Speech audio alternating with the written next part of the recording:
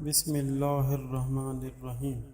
السلام علیکم، دنیا دیکھو ٹی وی کے ساتھ میں محمد واجد۔ آج کی اس ویڈیو میں ہم خلافت راشدہ کے بعد اب تک مسلمانوں کی 5 عظیم اسلامی سلطنتوں کے عروج اور زوال پر نظر ڈالیں گے۔ ان سلطنتوں نے کئی صدیاں دنیا میں راج کیا۔ خلافت راشدہ کے بعد مسلمانوں کی پہلی اسلامی سلطنت خلافت امیہ تھی۔ بنو امیہ قریش کا ایک ممتاز اور دولت مند قبیلہ تھا۔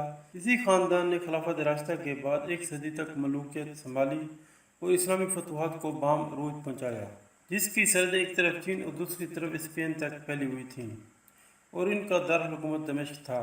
ان کی مشہور خلفاء جن میں حضرت معاویہ بن ابو سفیان، یزید بن معاویہ، عبد المالک بن مروان، ولید بن عبد المالک، سلیمان بن عبد المالک، عمر بن عبد العزیز، یزید بن عبد المالک، ہشام بن عبد المالک، مروان ثانی۔ البتہ ہشام کے بعد بنو امیہ کا زوال شروع ہو گیا اور بالآخر مروان ثانی کے عہد میں عباسیوں نے بنو امیہ کو شکست دینے کے بعد برسر اقتدار آ گئے۔ اس طرح سلطنت امیہ کا خاتمہ ہو گیا۔ اس کے بعد ابو العباس الصفا پہلے عباسی خلیفہ کی حیثیت سے تخت پر بیٹھے۔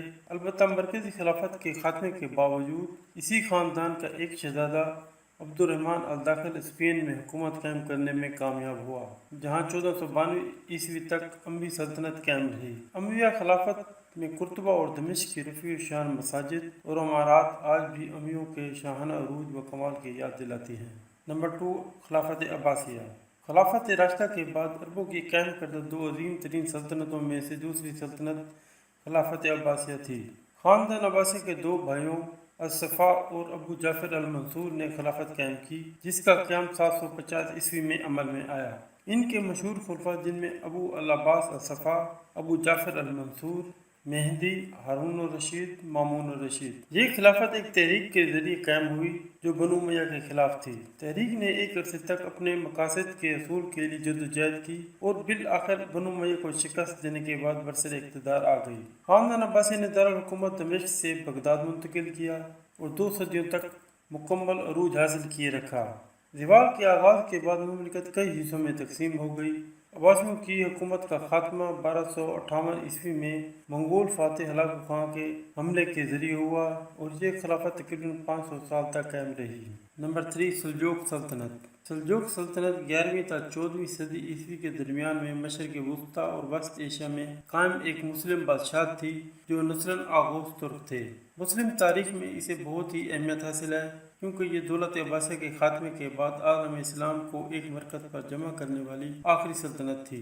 اس کی سرحدیں ایک جانب چین سے لے کر بحر متوسط اور دوسری جانب عدن سے لے کر خوارزم و بخارا تک پھیلی ہوئی تھیں۔ ان کا عہد تاریخ اسلام کا آخری عہد زرعی کہلا سکتا ہے، اس لیے سلجوق کو مسلم تاریخ میں خاص درجہ و مقام حاصل ہے۔ تغرل بے سلجوق کا پوتا جبکہ چغری بیگ اس کا بھائی تھا، جس کی زیر قیادت سلجوقیوں نے غزنوی سلطنت سے علیحدگی اختیار کرنے کی کوشش کی۔ ابتدا میں سلجوقیوں کو محمود غزنوی کے ہاتھوں شکست ہوئی اور وہ خوارزم تک محدود ہو گئے، لیکن تغرل اور چغری کی زیر قیادت انہوں نے 1028 میں مروا اور نیشاپور پر قبضہ کر لیا۔ ان کے جانشینوں نے خراسان اور بلخ میں مزید علاقے فتح کیے اور 1037 میں غزنوی پر حملہ کیا۔ انہوں نے غزنوی سلطنت کے بادشاہ مسعود اول کو شکست دے دی اور مسعود سلطنت کے تمام مغربی حصے سلجوقیوں کے ہاتھوں گنوا بیٹھا۔ 1055 عیسوی میں تغرل نے بنی بویہ کی شیعہ سلطنت سے بغداد چھین لیا۔ اس طرح سلجوق سلطنت کا آغاز ہوا۔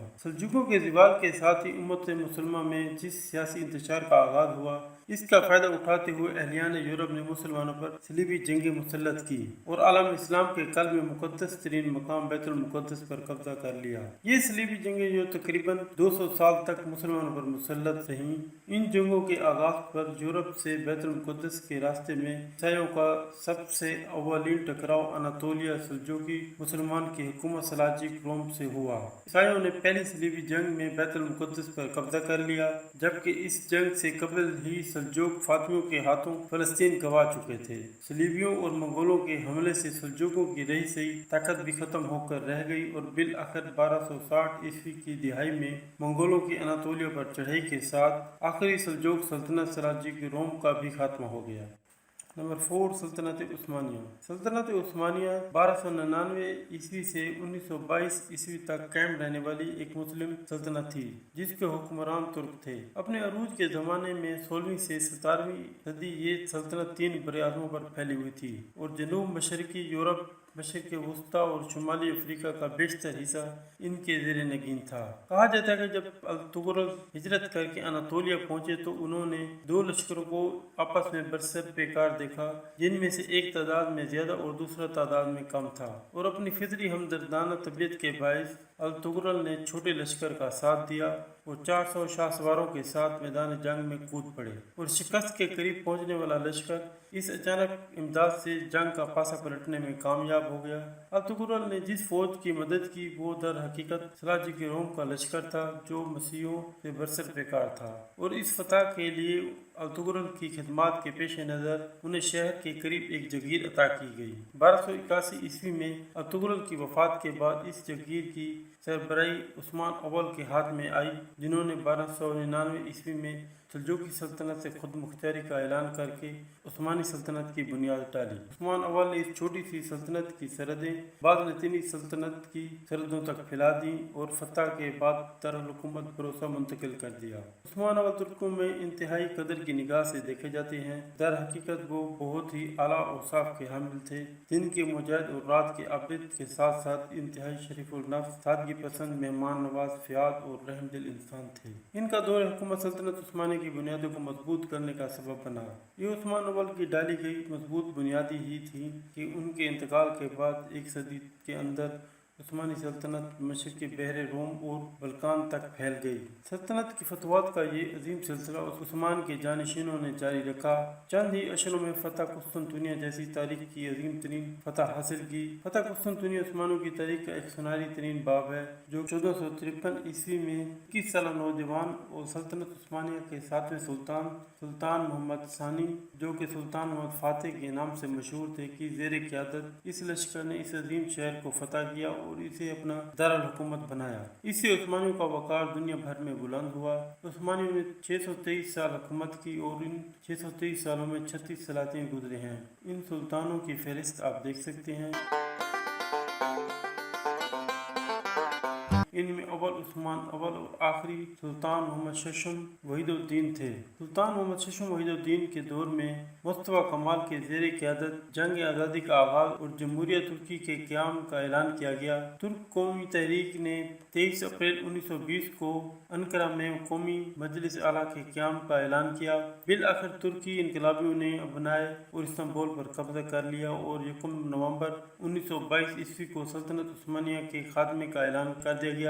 आखिरी सुल्तान मोहम्मद शशम वहीदुद्दीन 17 नवंबर 1922 को मुल्क छोड़ गए और मुआहदा लौज़ान के तहत 24 जुलाई 1923 को बाज़ाब्ता तौर पर तुर्क जमहूरिया को तस्लीम कर लिया गया।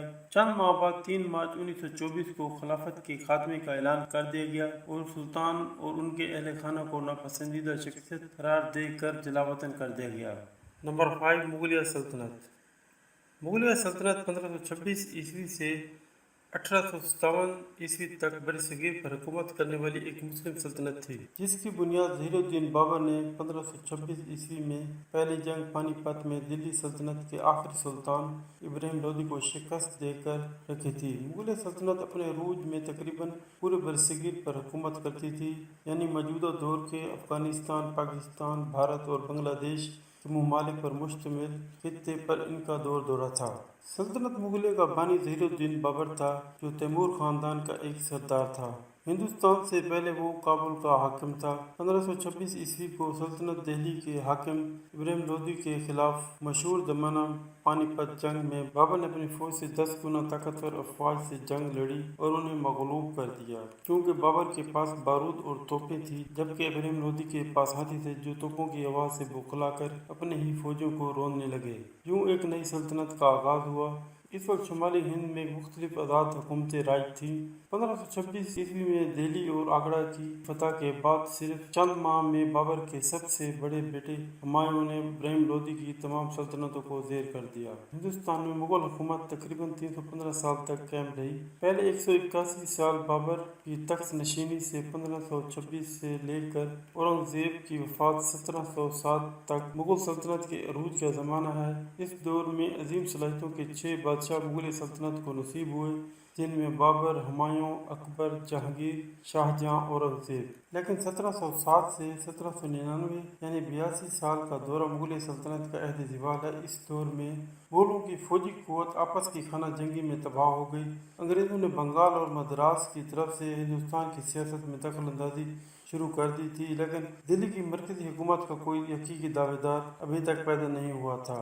1799 में टीपू सुल्तान की शहादत के बाद हिंदुस्तान के सियासी उफक पर सिर्फ मरहट्टा ताकत बाकी रह गई, जिसे मुख्तलिफ मुहादों पर शिकस्त देकर ईस्ट इंडिया कंपनी दिल्ली की मरकजी हुकूमत की दावेदार बनकर हिंदुस्तान के सियासी उफक पर नमूदार हुई। 1803 में जनरल ली की सरकर्दगी में ईस्ट इंडिया कंपनी की फौजें अलीगढ़ और आगरा पर कब्जा करने के बाद दिल्ली में दाखिल हुई तो मुगल शहंशाह शाह आलम बेबसी के आलम में अंग्रेजों के इस्तकबाल के लिए खड़े हुए थे। जनरल लीग ने मुगल शहंशाह को अपनी हिफाजत में लेकर इसका वजीफा मुकर्रर कर दिया और फिर बरे-आज़म का इक़्तिदार आला ईस्ट इंडिया कंपनी के हाथ में चला गया। 1799 ईस्वी से 1857 की पहले जंग आज़ादी तक यानी 58 साल तक मुगल इक़्तिदार बराए नाम बाकी रहा। 1857 की जंग आज़ादी में अंग्रेज़ों ने न सिर्फ अपनी अस्करी बर्तरी को मनवाया बल्कि सियासी बर्तरी भी तस्लीम करवाई और बरतानिया ने कंपनी को बेदखल करके इक़्तिदार पर कब्जा कर लिया और आखिरी मुगल शहंशाह बहादुर शाह जफर को माजूल करके उन पर बगावत का इल्ज़ाम लगा कर जलावतन कर दिया। इस तरह मुगल सल्तनत का खात्मा हो गया।